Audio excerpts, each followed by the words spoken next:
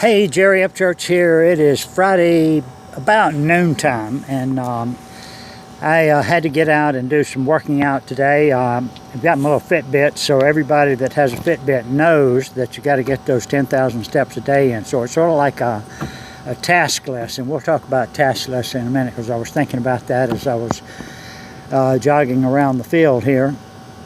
But today we want to talk about self-esteem. I heard a tape the other day by Brian Tracy, and he was talking about building your self-esteem. You can work out your self-esteem, and it's sort of like exercising to work out your physical body. And that's what made me think of that today as I was out exercising my physical body. And when I remembered, he said you can exercise and work out your self-esteem too. So what is self-esteem? Self-esteem is what contributes mostly to our happiness and our success.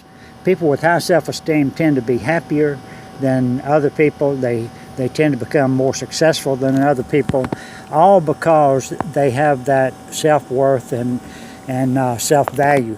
But just talking about what Brian Tracy was talking about, the actual definition of self-esteem, it's basically made up of how much you like yourself, how much you respect yourself, and how much you value yourself. And you do all those things while you're in a relationship with other people. We like and respect and value ourselves when we're in the closet or when we're in the privacy of our shower. We can sing like nobody's watching when we're in the shower. We can dance like nobody's watching us dance when we're in the bathroom by ourselves. But it's when we get out with people that we tend to be a little bit shyer, and we tend to be not the person that we are when we're alone. So true self-esteem is when you can do all these things in the relationship with other people, when other people can see what you're doing and who you are and what you've accomplished in your life.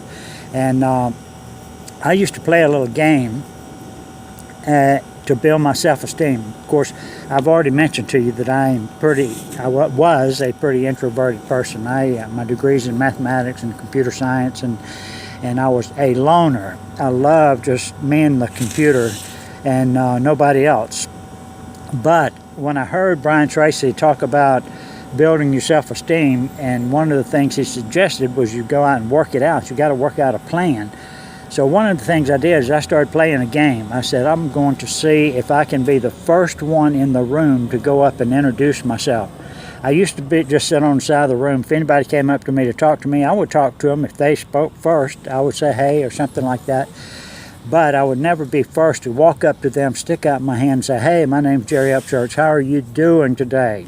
Tell me about yourself. And so I started playing a game of doing that, and that's what brought me out of my shell. So liking and respecting and valuing myself has caused me to like and respect and value other people, which causes other people to like and value and respect me even more. So it goes in a circle.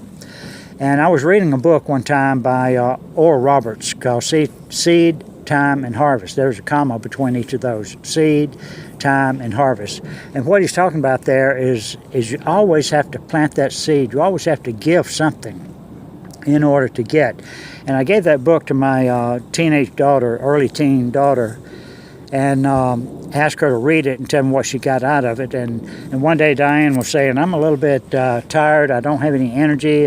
And Lisa says, oh, Mom, you've got to go out and give out some energy before you can get some energy. You've got to plant that seed of energy before you harvest that energy. So she grasped the concept of that book really quickly, even in her early teens, that you got to plant, you got to give that seed up in order to get that harvest coming in. So begin acting out now the things that you want in your life. And I love working by a task list, and Diane and I have reduced the frustrations in our life when she used to ask me to do things and I would forget to do it, and it would get her frustrated and it would get me frustrated because I didn't do it.